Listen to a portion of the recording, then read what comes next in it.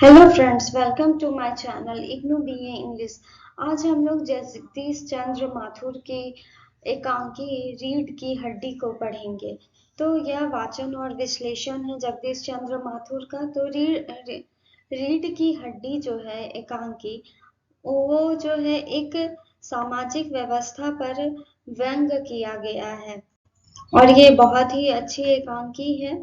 तो चलिए इसके जो पात्र है पहले उसे हम जानते हैं। इसमें जो है लड़का और लड़की दोनों के शादी के लिए जो है वो माता पिता जो है रिश्ते की बात करते हैं। तो ये है लड़की का परिवार, जिसमें लड़की का नाम है उमा, लड़की के पिता का नाम है राम स्वरूप और लड़की की माँ का नाम है प्रेमा। और उनके घर में एक नौकर है जो उनके घर पर ही रहता है। उस नौकर का नाम है रतन। ठीक है।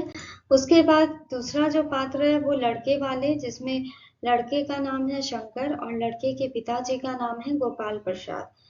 तो ये लड़के वाले हैं और ये जो है उमा के घर पर आते हैं रिश्ते की बात करने के लिए। तो बात यहाँ से शुरू होती है कि इस एकांकी में रामस्वरूप, प्रेमा, उमा तथा लड़के वाले गोपाल प्रसाद और शंकर जो कि लड़का है वह मुख्य पात्र है। उमा की शादी के लिए उसके पिता रामस्वरूप लड़के की तलाश करते हैं और उनकी मुलाकात जो है शंकर के पिताजी गोपाल प्रसाद से होती है, जो कि बड़ी मुश्किलों से रामस्वरूप को यह रिश्ता मिलता है। पर उन्हें उन लड़के वालों की जो डिमांड है, उन्हें कम पढ़ी लिखी घरेलू काम करने वाली, घर संभालने वाली बहू चाहिए, जो बस घर संभाले और उनसे ज्यादा कुछ भी एक्सपेक्टेशन नहीं है, जिसमें रामस्वरूप राजी हो जाता है।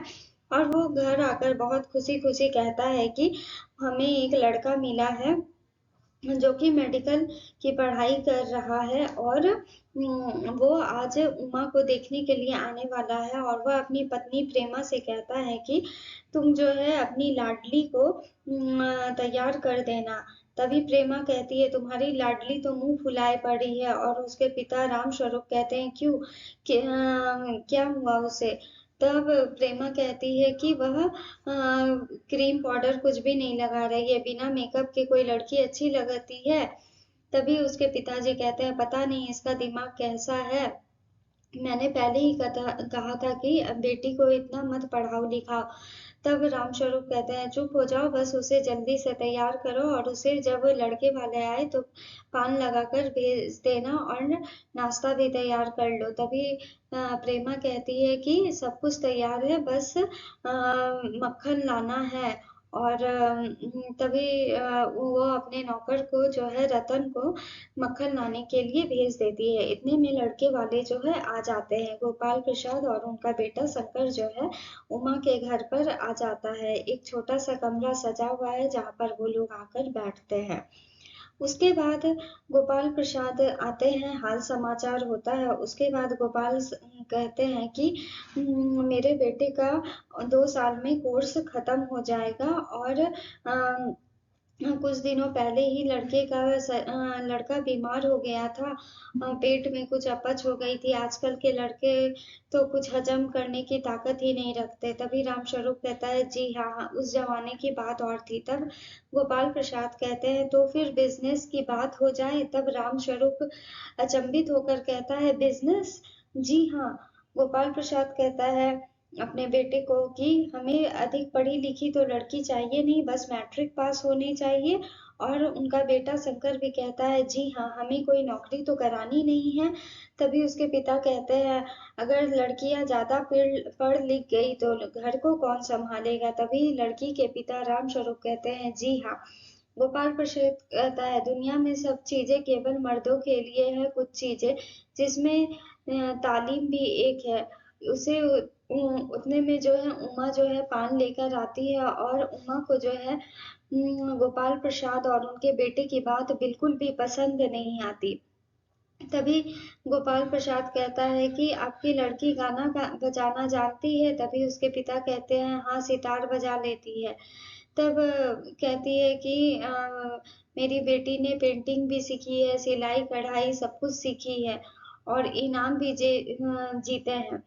उसके बाद गोपाल प्रसाद जब है कहता है कि उमा कहती है कि बाबूजी दुकानदार चीज़ों से उनकी मर्जी नहीं पूछता, जिसे जो पसंद आए वही दे देता है। ये जो खरीदार बनकर आए हैं हमारे घर, इनसे पूछिए क्या हमारा दिल नहीं होता? क्या हम बेबस भेड़ बकरियां हैं जिन्हें इस तरह नाप तौल की जाती है? इतने में गोपाल प्रसाद उस लड़की के पिता को कहते हैं, क्या आपने हमारा अपमान करने के लिए हमें यहाँ बुलाया है?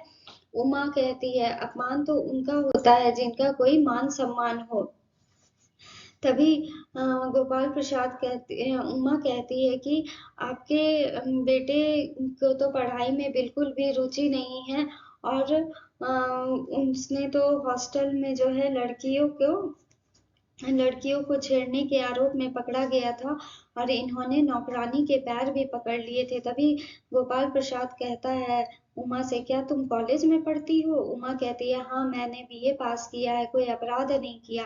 गोपाल प्रसाद उन लड़की के पिता से कहता है, आपने मुझसे झूठ बोला, आपने मेरे साथ दगा किया है, और आपने अपने घर बुलाकर हमारा अपमान किया है। तभी उमा कहती है, जाइए जाइए, यह जरूर देखिएगा कि आपके बेटे की रीढ़ की हड्डी है भी या नहीं।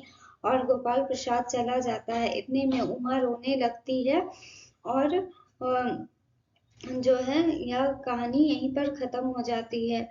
और उसके बाद जो गोपाल प्रसाद इसे अपमान समझता है, और वह वहां से चला जाता है। और उमा कहती है कि जाइए देख लीजिए, क्योंकि उसके बेटे की जो करतूत थी उस वजह से उसकी रीढ़ की हड्डी है भी या नहीं, और वह रोने लगती है।